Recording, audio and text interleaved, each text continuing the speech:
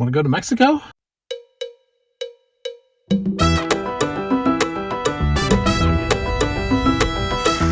Yeah, baby. It's pretty good. Esto dice así, para mi amor del Pacífico, sabor. Cuando yo estaba el otro día viéndote pasar, frente a la playa tu mirada tuve que alcanzar. No me lograba yo explicar, esto no era normal. Cuando en tus ojos yo miré algo sobrenatural. Baja California, Mexico, winter 2023. Part 8, back to the States, along with 14 tips to make visiting Baja easier.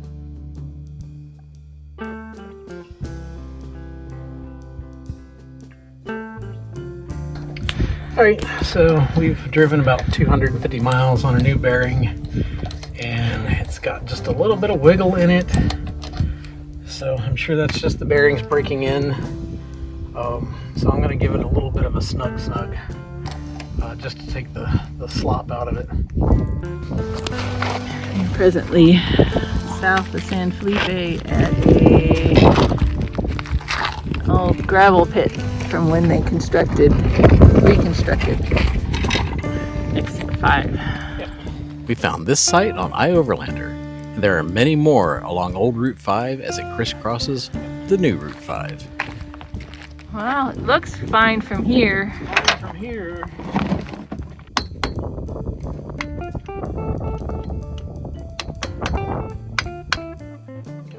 To tighten the bearing, I had to remove the tire, the dust cap, and the cotter pin so I could turn the castle nut clockwise, thus removing the wiggly slop out of the bearing.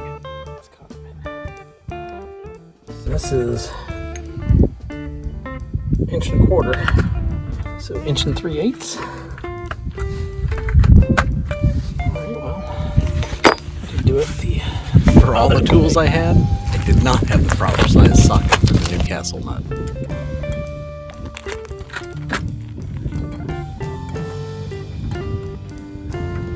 This was not the ideal tool to use, but I was very careful to not round over any of the corners on the castle nut.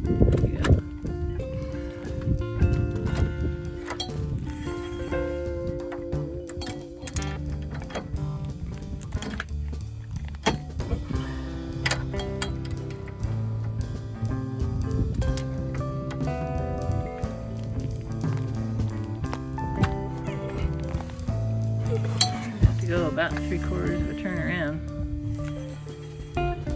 It's still free. And I took all the slop out of it. So I just turned it to the next hole on the castle nut to the cotter pin. So. And we'll be checking it tomorrow. We're only going to go as far as San Felipe tomorrow. Yep, that's only a couple and a half hours away, maybe. And then we'll stay in San Felipe tonight, and then we'll be heading up into the States.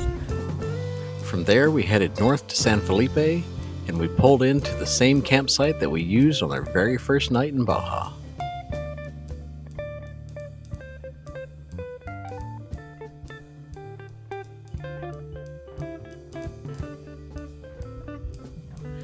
We ended up spending 2 nights there, getting ready to cross the border.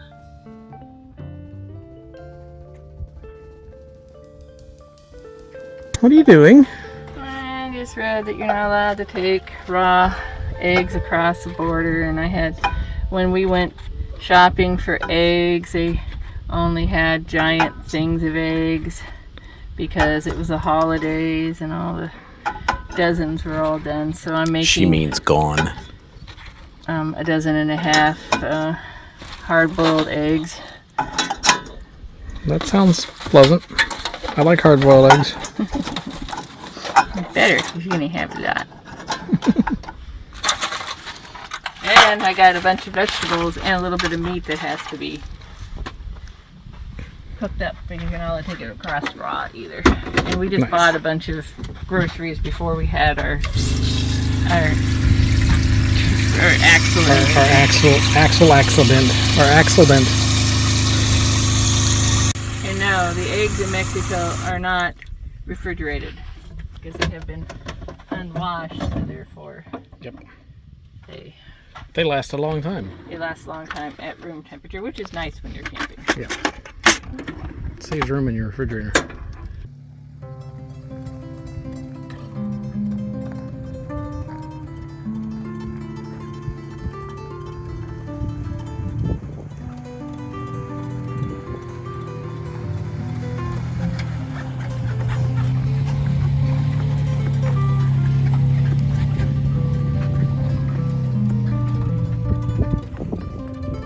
We packed up a little later in the morning than we'd planned on and headed towards the border. By the time we got there was already a long line of traffic, and we had to wait 2.5 hours to get up to the border. It doesn't really pay to be the late bird. They don't get the worms. In this case, worms are a good thing, but I guess that could go either way. And anyway, they never did look into the refrigerator, so Elizabeth did all that cooking for nothing.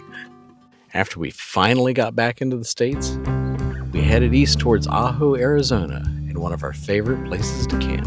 This area is full of beautiful desert scenery and many, many dispersed places to camp.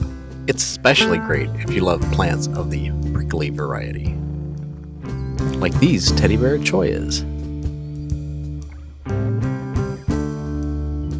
So fluffy.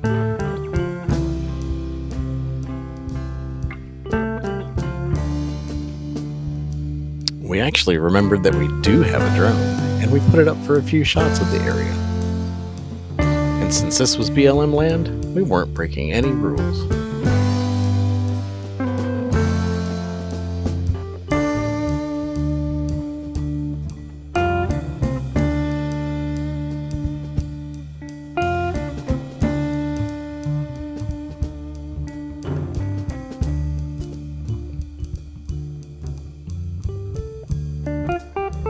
For one whole day and half of one night, Border Patrol helicopters, ATVs, and trucks seemed to be actively pursuing someone or someones in the area. We never saw anybody but the Border Patrol.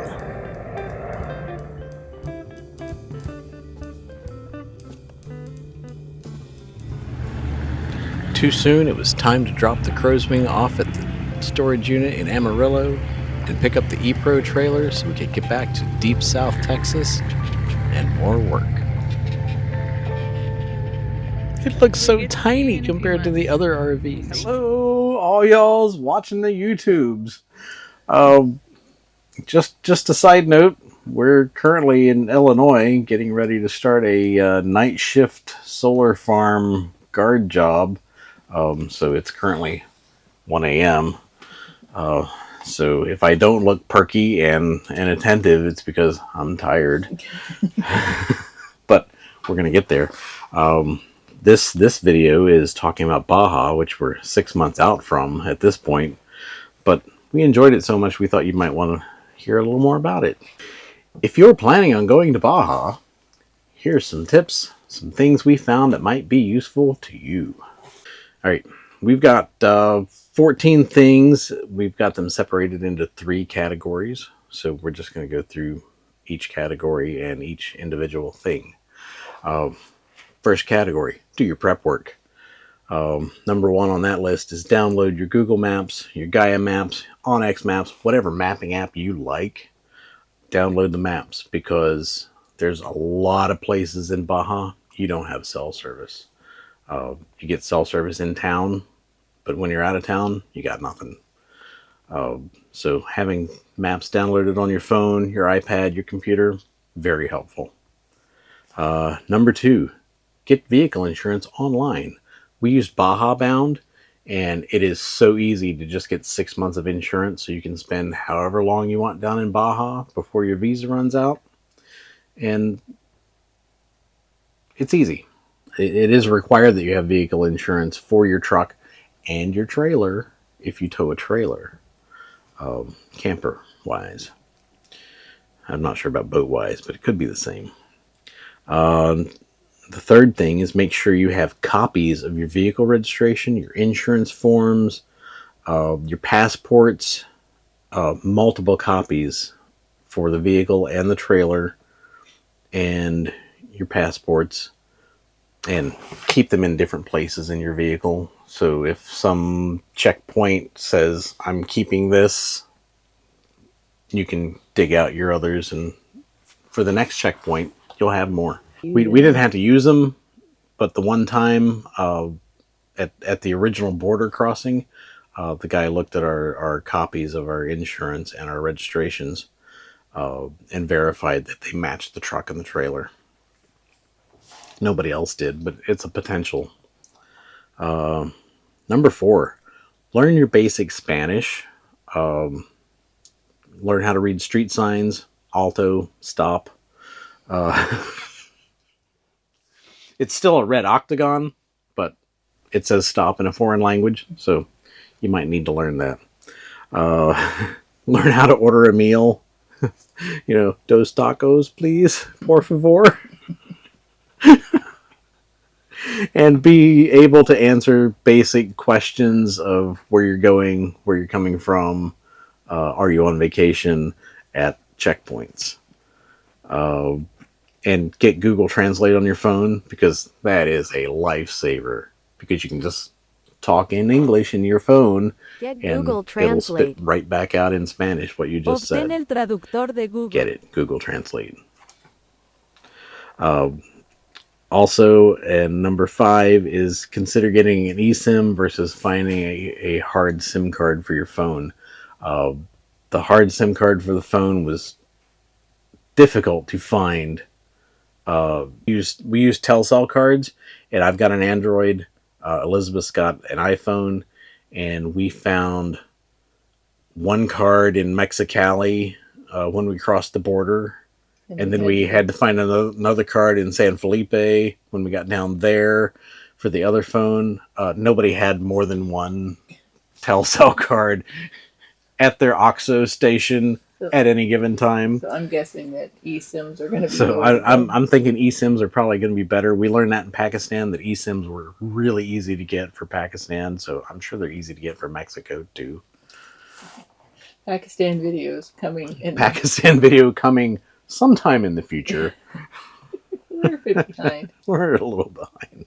We've been busy. So if you follow that random Stream of consciousness. It's 1 a.m. If you follow that random stream of consciousness, that's your prep work done. So now you're moving on to your border crossing. Border crossing was fun. Don't bother getting your FMM online. It's difficult to understand. It's difficult to figure out which border you're crossing. It's difficult to pay. And it's difficult to pay. So just get the FMM at the border. There's always a INM building right there that you can walk into and get your FMM. At Calexico East and Mexicali, we cross the border. The INM building's right there where they do their inspections for your vehicle. And the nice lady at the counter just took her passports and asked us a few questions and filled out the form for us. And then we handed her our credit card, and we paid $38 a piece to get our FMMs, and we had them. Get your FMM. I have read on the Talk Baja page on Facebook that a lot of checkpoints are checking FMMs. They did not check while we were down there, but I have read that they have started. So it's important. Get it.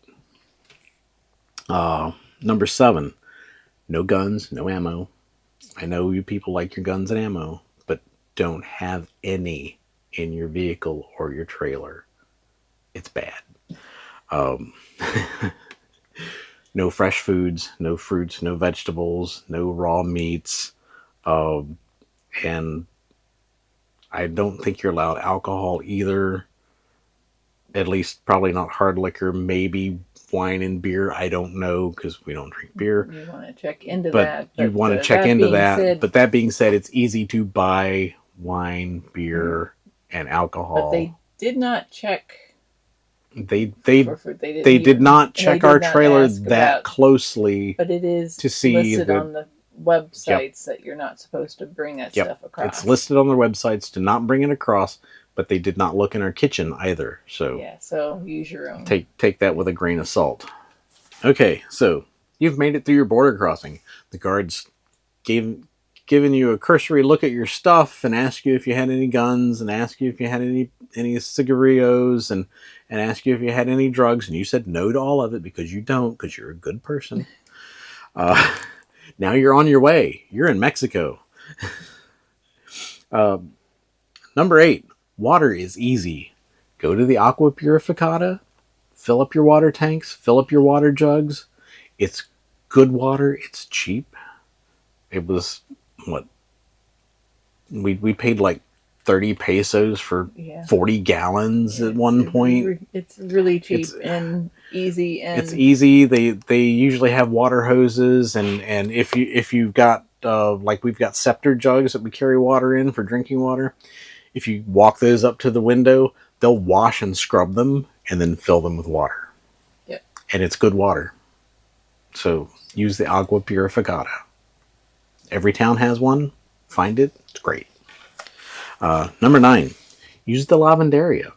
That's a laundromat to y'all. The lavanderias have fluff and fold, and it's not any more expensive than going in and trying to wash your own clothes and fold your own clothes. But their laundromats don't use coin-operated machines. They just run, and then you still have to go to the counter and pay the lady at the counter 300 pesos anyway. So it's the same price for them to wash, fold, and package up your laundry. And so you get it in a couple hours, and they tell you to come back in 2 hours, and there's your laundry. Dos horas. And your laundry is cleaner than you've ever seen in your life. They do a good job. They fold it neater. And they fold it neater than we do. Number 10, be flexible for groceries. You're not going to find all the things you find in America. You're not going to find your Jif peanut butter, or maybe grapes, or porterhouse steaks. You're going to find peanut butter. You're going to find a version of ketchup. You're going to find a thing called a chamorro, which buy it. It's really good. The meat might be packaged strangely. The meat can be packaged strangely. We didn't get sick from anything. We never got sick from anything we ate. Seemed good quality. The like in the one store, the chicken was frozen. It was in individually wrapped plastic in a Ziploc bag. It's like somebody had separated like somebody had just killed their chickens and cut them up and put them in bags and put them in a freezer, and there it's at the grocery store. But it was good chicken. Made great tacos. And tortillas. And tortillas. Buy the tortillas. Don't buy the Mission tortillas. Just buy the homemade tortillas. They're really good. Number 11. We get cash from the ATM. Whenever you need cash, get pesos from the ATM. Use your credit card. You tell it.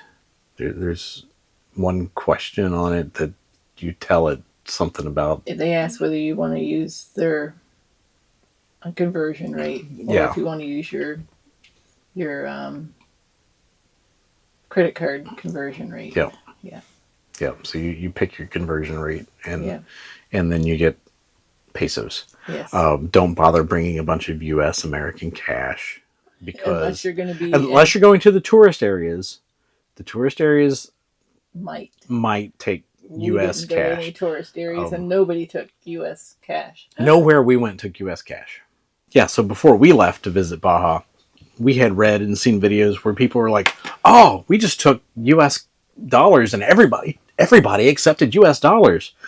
If you don't go to the tourist areas, almost nobody accepts U.S. dollars. Everybody wants. And we didn't really see anybody that spoke English either. Yeah, and no one spoke English, or very broken English. The guy at the propane place, he spoke English, which threw me off balance. Number 12. Consider bringing a fly trap. Go to your Tractor Supply before you cross the border. Buy a fly trap. Elizabeth will put a picture somewhere in the video showing what we use. Because some of the campsites that we found on the beach has fish on the beach. Fish attract flies. Flies find your camp and love you. It can make the difference between it can make the difference between a campsite and a happy campsite. We found traveling all over the United States that fly traps are very helpful. especially where they have the biting stable fly. Especially where they have biting flies. I don't think we got bit in Baja. No, I think most of them were just irritating. Most of them were just irritating. One of them crawl all over your face kind of flies. But get a fly trap. Number 13. Talk to your fellow travelers for tips. That's anybody that's visited Baja before, not anybody that hasn't visited Baja before. The tips from those two different factions are widely varied. But the people who visit Baja can tell you campsites, restaurants, places to go see. Talk amongst yourselves. Enjoy. 14, last tip of the day. We used iOverlander a lot. It's great for locating campsites and services like the lavanderias or the agua purificadas or a mechanic. If you need a mechanic, who would need a mechanic in Baja? If you have Starlink satellite service, that would be great for finding campsites, because then you could just get on the satellite map on your Google and you could go, oh, there's a campsite. I'm going to try that.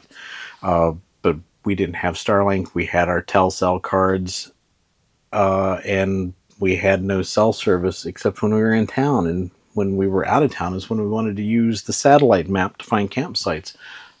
So Starlink could be helpful. Yeah, I think we could have found some other. We could have found some great campsites using Starlink, I think. If we had, we could have looked at the If- maps and seen where the roads go. But if we'd had Starlink at the time, we could have found maps and roads and it's harder beaches. when you're hauling a trailer to. Yeah, it's to- harder when you're hauling a to- trailer to find a remote campsite, but sometimes they're worth it. And that's our 14 already. Didn't seem like it took that long. 14 tips for traveling to Baja. Enjoy, y'all. All right, All right, second night. got it well, off the afternoon ground. Gonna test the bearing. at San Felipe. Is she tight? Yay! I think that'll work. Good I job. think I'm just gonna lower it back down and we'll Yep. call her good. And what did you say on the way up What did I say on the way up? about your tools?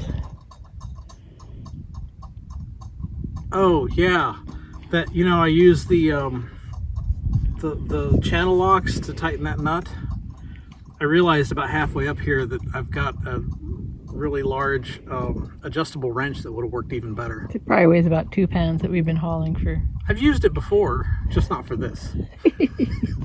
Because I'm an idiot. Idiot. I'm an idiot, man. I want you to meet my friend Stimpy. He's an idiot. Ren and Stimpy. If you enjoyed this video, please like and share. Click the link below to subscribe, and the other link will take you to our other Baja videos.